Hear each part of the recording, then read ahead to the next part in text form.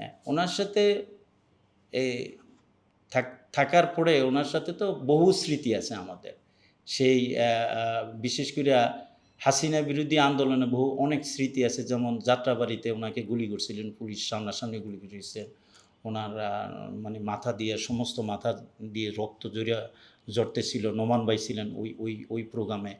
তো উনি মানে ওই যখন হয়ে গেছেন ওখান থেকে শেষ করে যখন এইটার ওই সময় সমগ্র পৃথিবীতে এমনকি বাংলাদেশ না, সমগ্র পৃথিবীতে উনার এই ছড়াইয়া গেছিল।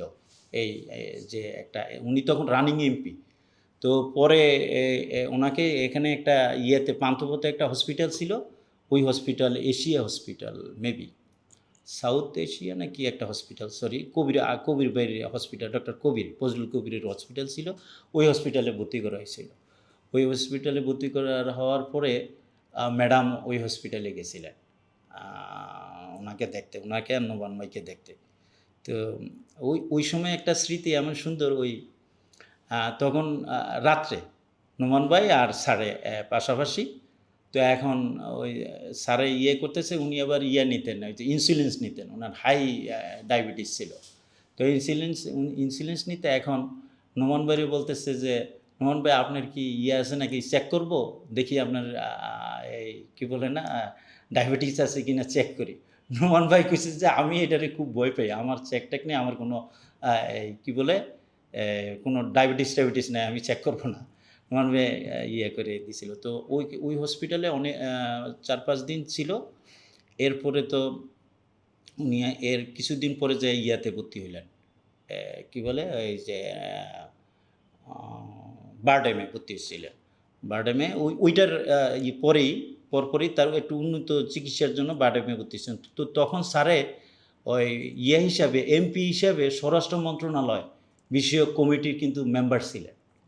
আর ওইটার সভাপতি ছিলেন স্বরাষ্ট্রমন্ত্রী তখন নাসিম ছিলেন। তো নাসিম ওনাকে দেখতে যাবে, কিন্তু আমাদের বক্তব্য হইল ওনাকে দেখতে দেওয়া হবে না।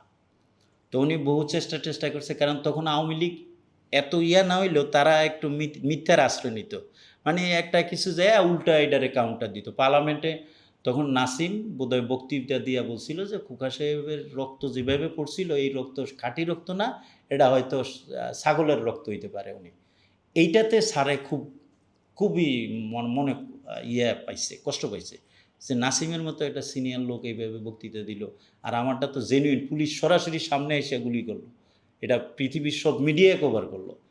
তো বললো যে নাসিমরে কোনো মতে তুমি আসতে দিবা না, ও যেন আমার এখানে না আসে। তো আমরা তখন করলাম কি, ২-১ জন সাংবাদিক রাখতাম, ওরা খবর রাখতো যে লোক যখন না থাকে তখন ঢুকবে, কারণ ক্ষুব্ধ। আর স্যারের একটা আলাদা ইমেজ আছে, লোকজন থাকে ওখানে যে অপমান হইব একটা মন্ত্রী সরাসরি নাসিম এই সুযোগটা কিন্তু নিয়ে আবার আসতো না যে কখন লোকজন না থাকে। তো তখন ফজলে আজিম দৈনিক ইনকিলাব খুব নাম করা ছিল, তখন নাম্বার 1-এও ছিল ইনকিলাব।